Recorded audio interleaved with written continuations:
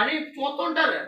కానీ దేవుడు కాపుదలు ఉంటే, దేవుడికి మనం ప్రార్థన చేయగలిగే శక్తి ఉంటే, మనం ప్రార్థన ఆపకుండా చేస్తే కనుక ఎవరు మనం మోసం చేయాలనుకున్నా, ఎవరు మనల్ని నింద చేయాలనుకున్నా దేవుడు మాత్రం మనల్ని కాపాడతాడు.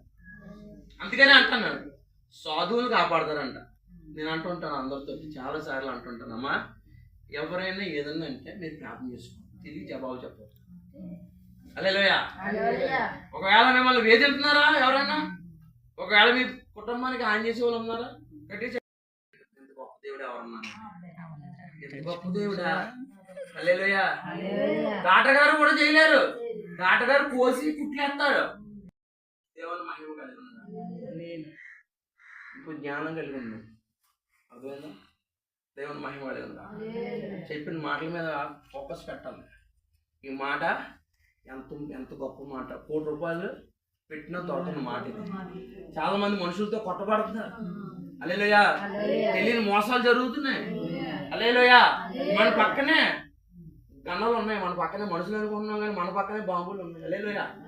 కాబట్టి నువ్వు వేసే వాక్యం విన్నావు అనుకో, ఒకవేళ నీ సంబంధంలే, నువ్వు కన్నా వాళ్ళే ఒకవేళ ఎలా మారిపోతున్నారు నీ చుట్టూ ఉన్నవాళ్ళు.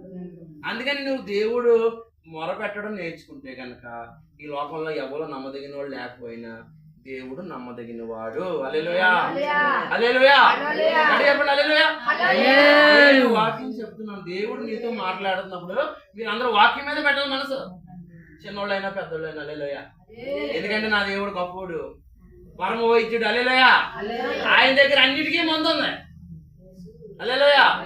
నా యేసు ప్రభు బాగు చేయలేని రోగం లేదు, నా యేసు ప్రభు బాగు చేయలేనటువంటి జీవితము లేదు. అందుకని అంటున్నాడు, ఎప్పుడైతే తను స్వస్థత చేసిందో ఈయన ఏమన్నాడు తెలుసా, ఓ మాట అంటున్నాడు. ఏమన్నాడంటే, ఇంకా నా జీవితకాలం అంతా నేను మొదట నేను యెహోవాను ప్రేమిస్తున్నాను, నా జీవితకాలం అంతా ఈ దేవుడికే, ఈ యేసు ప్రభుకే ప్రార్థన చేస్తాను. ఎందుకంటే నాకు అనుభవం వచ్చేసింది.